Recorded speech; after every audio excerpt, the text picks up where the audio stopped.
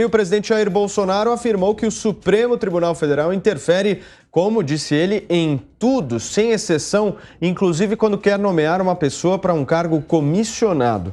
A declaração foi feita ao falar sobre pandemia e a decisão da Corte de dar autonomia para governadores e prefeitos também poderem determinar medidas para combater o coronavírus. O presidente comemorou o adiamento de ações depois de o ministro André Mendonça, seu indicado na Corte, pedir mais tempo de análise. A Corte começou a julgar as ações na última semana. Uma delas pede a responsabilização do governo federal por supostas omissões no combate ao desmatamento da Amazônia. Constantino, você começa essa rodada a respeito dessa fala específica do presidente da República. Bom, Paulo, o presidente Bolsonaro está certíssimo nisso e esse é o tema, né? Muitos juristas respeitadíssimos têm apontado faz tempo para o ativismo do Supremo. E isso é inaceitável numa democracia republicana, né? Então, isso é uma coisa grave. Esse STF que nós temos hoje virou um partido de oposição tentando derrubar o presidente, né? E isso está visível. Então, o ponto do Marco na outra pauta em relação a redes sociais é o ponto crucial aqui. Veja que o relator comunista tentou passar em urgência esse PL das fake news e é óbvio que eles querem usar isso, ou queriam usar isso no ano eleitoral. A esquerda perdeu espaço nas redes sociais por vários motivos. Não tem senso de humor, não sabe fazer memes, é politicamente correta e as redes sociais são um ambiente mais anárquico. Então a direita conservadora, liberal, clássica consegue nadar de braçada nesse ambiente. Mas nem sempre foi assim. Quando o Obama era o máximo usando as redes sociais no começo lá atrás, isso era elogiado. Aí vem o Trump, usa ainda melhor, e eles falam que é fake news e começam com essa narrativa toda. Então, eles estão desesperados com a perda desses espaços, chamam de exército de tuiteiros, né? Agora já melhorou, era robô antes. E eles estão querendo, de alguma forma, calar essa turma. O Supremo Tribunal Federal, o Supremo, que deveria ser o guardião da Constituição, tem sido a maior ameaça a essa liberdade de expressão e ao direito de governar daquele que foi eleito com 58 milhões de votos. Piperno, e esse pedido do ministro André Mendonça para o adiamento do julgamento dessas ações? Está lá para isso, né, Paulo? André Mendonça, o Aras, o blindador-geral da República, conspiração. Muita gente que entrou na Polícia Federal, está lá para isso, eles estão cumprindo as suas funções, né? Ou você acha que ele vai... Ou você acha que ele vai... O Aras, por exemplo. Isso é teoria você acha que o Aras vai, por exemplo, colocar alguma coisa na frente? Não é uma leviandade. Então você aceita que os ministros indicados pelo Lula estão lá para derrubar o Bolsonaro? Não, você aceita inclusive, isso? vários deles agiram contra o Lula. São todos vários imparciais. deles. Você está com memória ruim, porque inclusive os da Dilma eram todos eles lavajatistas. Todos eles atrapalharam o Lula no começo. Um monte. Aliás, tinha até a história, o Faquinha é nosso, né? Tinha isso, tinha a história do em Fox We Trust. Tinha isso tudo. Eu gosto de português claro, então. Só para apertar a tecla SAP, o que você está dizendo é que as indicações para a Suprema Corte pelo PT foram de juízes imparciais. E aquelas indicações do Bolsonaro são de aparelhamento militante. É isso que você está dizendo? Eu quero dizer o seguinte, quando você generaliza, porque o PT indicou mais, porque ficou mais tempo no governo. Quando você generaliza, você está sendo leviano. Porque, de fato, se você pegar algumas decisões, por exemplo, você pode puxar aí o Toffoli. Lewandowski. Não, o Barroso, inclusive, ele é lavajatista, né? Votou contra os interesses aí. Meu Deus. Muitas vezes. Aliás, o Lewandowski, nesse evento aí, né, de Harvard, ele confessou o crime. Eu adoro quando eles confessam o crime. Verdade. Ele disse que agiu, né, para tirar poderes do governo federal, que estava omisso, e transferir para governadores e prefeitos. Vamos lembrar disso nas eleições. Sabe o lockdown que ferrou o emprego, não salvou nenhuma vida, não foi científico e causou inflação e desemprego? Você imagina foi do Supremo Tribunal Federal. Você imagina o genocídio que teria sido, por exemplo, se o controle da pandemia ficasse nas mãos do Pazuello. Nossa, pelo amor de Deus. Os estudos científicos mostraram que o lockdown não serviu de nada. John Hopkins. Instituto Constantino. Certo. Instituto Constantino. Instituto Ciro Gomes não está com nada aqui. Não valeu nada. Instituto Piperno Gomes não está com nada. O mundo inteiro, 95% do mundo fez isso. Mas não valeu de nada. Agora, de qualquer forma, em relação ao Olha o argumento científico do Piperno. Não, o argumento científico do Instituto Constantino é brilhante. Agora, eu quero dizer o seguinte. Eu quero dizer o seguinte, os partidos de esquerda pelo mundo, eu acho que jamais ganharam tanta eleição como agora. Quer dizer, então não é que tem medo de rede social, de fazer meme. Ela tem mais o que fazer do que meme. Né? Tem que, inclusive, construir propósito e tal. E estão ganhando mais eleições pelo mundo do que em qualquer outro momento.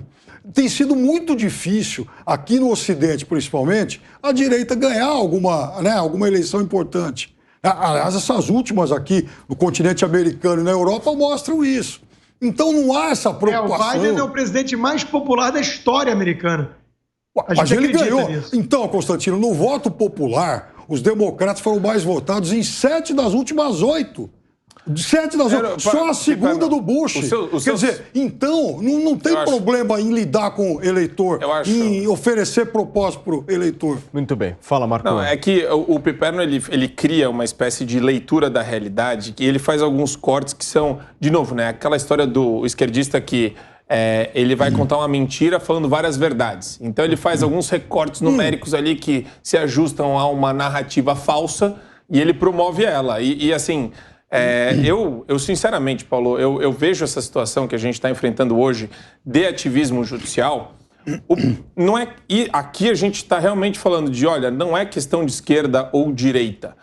Ninguém quer um Estado com um juiz ativista que não segue o império da lei. É insano. Senão, para que tem legislativo?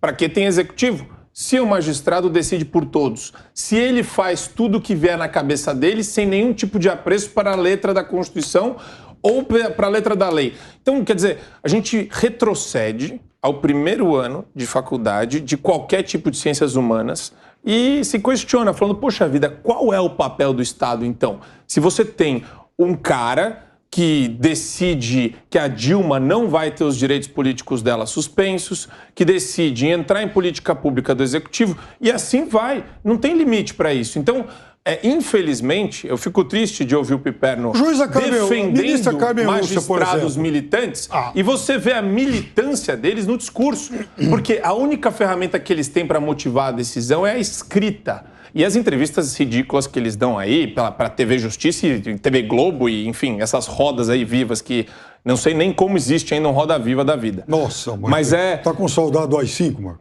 Não, é que é ruim. Não é que é saudade do AI-5, é ruim. Recurso público, Marco. É um negócio estatal. ruim. Financiado pelo governo do Estado ainda, coisa antiga, me lembra do século XX.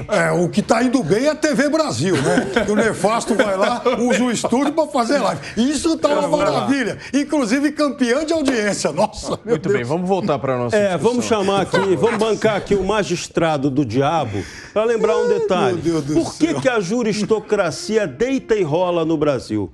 Porque nós aqui temos um excesso absurdo de leis em vigor que dão margem não ao cumprimento delas, mas a interpretações. E aí criamos essa mania agora do judiciário interpretativo. Isso não é só para o Supremo Tribunal Federal, não, tá? É de cima a baixo. É lá do STF, STJ, desembargadores e a Justiça Inicial. Então, estamos cumprindo muito pouco a lei e interpretando-a demais de acordo com os interesses do poder dominante. Isso é juristocracia. Esse regime não interessa ao Brasil. Esses magistrados não foram eleitos pelos representantes do povo para que isso aconteça. Então, qual é a solução?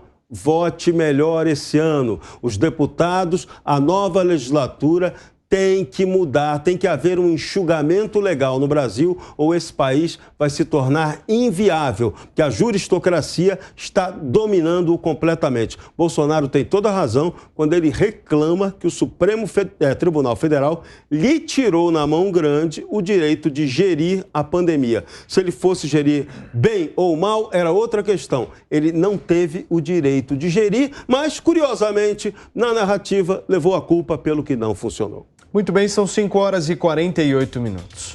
Marcos, segue. Para ser bem pragmático, aproveitando aqui a deixa do Serrão, acho que você tem que perguntar para os candidatos ao Senado, no Brasil inteiro, vocês votariam o impeachment do Alexandre de Moraes? Tem que ser muito objetivo, não tem que ser nada em tese, não tem que ser nada muito sofisticado. É assim, ó, ano que vem, Alexandre de Moraes tem que sofrer o impeachment do Supremo Tribunal Federal pelo Senado. Rapidinho, Piperno, porque isso é importante. Ele tem que sofrer o impeachment. Se tirar eu acho que a gente consegue dissuadir A expressão correta é essa. Os outros ministros do Supremo das suas loucuras ativistas. Acho que o resultado prático é esse. A gente tem que fazer uma pesquisa constante em todos os estados. 27 senadores vão entrar. Beleza.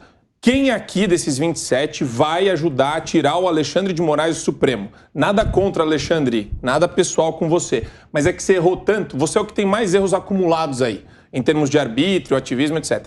Então tem que pegar ele e servir de exemplo.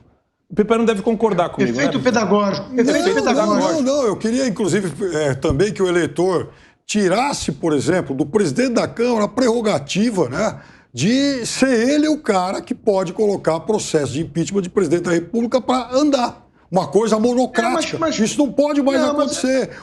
Essa decisão não pode mais ser monocrática, porque ele está sentado em cima de 140 e tantos pedidos e não colocou nenhum para andar. Isso também é uma outra discussão, Piper. Esses pedidos de impeachment de presidente é puro ativismo, militância e campanha política. Isso, deixa então que o plenário... deixa que o plenário resolva. O ministro Alexandre, não. Agora, uma coisa importante aqui é mencionar é o que o Marco Antônio já disse. Me causa espécie ver essa turma que, porque não gosta do Bolsonaro, aplaude o ativismo, ignorando que o arbítrio pode se voltar para qualquer lado. Na verdade, eles querem uma democracia sem voto. Eles aplaudem a resposta que a ministra Carmen Lúcia deu ao ministro Nunes Marques no seu voto contrário ao ativismo ambiental dela, mostra isso, né? A visão arrogante, o pito que ela passa no colega, né? E dizendo, eu não abri precedente, não. Eu só acho que se for na direção de mais democracia, pode sempre. Eu estou dizendo que o Bolsonaro vai contra, então ele não vai poder ter o direito de governar na política ambiental. Isso é temerário, isso é absurdo. Agora, essa turminha aplaude porque eles gostariam que a Marina Silva estivesse lá cuidando da política ambiental do Brasil. Quer dizer, aí meu amigo, chama de outra coisa, chama de tirania, né? Ditadura, só não chama de democracia. Cuidou muito bem. Aliás, cuidou bem, reconhecidamente. De acordo com os interesses internacionais que reconhecido. Agora, eu quero dizer para você pela Greta Thunberg. Eu queria dizer um negócio para você. Se é uma coisa que essa turma não tem é medo de voto, Constantino. Essa turma ganhou quase todas as últimas eleições. Por isso que a Rede é um partido enorme. Não, a Rede é um partido enorme. A Rede é um satélite. Que tem influência, é o Randolph Rodrigues que tem influência no Supremo e na mídia. Essa turma mais radical da esquerda ainda. É a turma mais xiita da esquerda. É mais radical que o Ciro, Constantino? Mais radical que o Ciro, mais oportunista. São 5h51. Nós estamos ao vivo aqui na Jovem Pan News discutindo um pouco dessas falas do presidente da República em relação ao Supremo Tribunal Federal. Segue, Constantino, por favor, porque a conversa... O radicalismo do Ciro Gomes é evidente na economia, acima de tudo, e na postura. É um cara... autoritário. Age como um típico coronelzinho nordestino. Agora, a turma da Rede, que tem 0 deputados, 0 senadores e 9 ministros do Supremo, né? Essa turma quer governar sem voto. É a turma dos woke, que no Brasil aí são essa elite cosmopolita progressista que leva a sério DiCaprio, imitador de focas e Greta Thunberg. Essa turma é um perigo, porque encontra eco ali nos Barrosos da vida. Não, essa turma encontra algum eco, sim. Eu vou falar um negócio para você. Eu também critico alguns extremismos deles. Agora, de qualquer forma, essa turma também tem, assim, muitas virtudes. Essa turma, por exemplo, nessa área ambiental, quando, inclusive, teve cargos lá no governo, se comportou bem. O Brasil, inclusive, passou a ter uma legislação moderna. Não foi esse paraíso da devastação que é hoje. Porque essa turma é predatória, não é só na questão de vidas, não. É questão, por exemplo, de floresta também. Você sabe que ninguém acredita nisso. Essa turma, claro que acredita. Se eu sentar o Ricardo Salles aqui do lado, ele vai explicar tudo o que você precisa. É verdade. Nossa, que fonte, hein? Que fonte. Aliás, a gente tem que explicar a história do IP amarelo, essa coisa toda. Não, ótimo. E outra coisa, o Piper não é aquele que acredita... O padrão Bolsonaro. O Piper acredita que aquela nuvem escura que veio lá há 2 anos e meio em São Paulo era da Amazônia.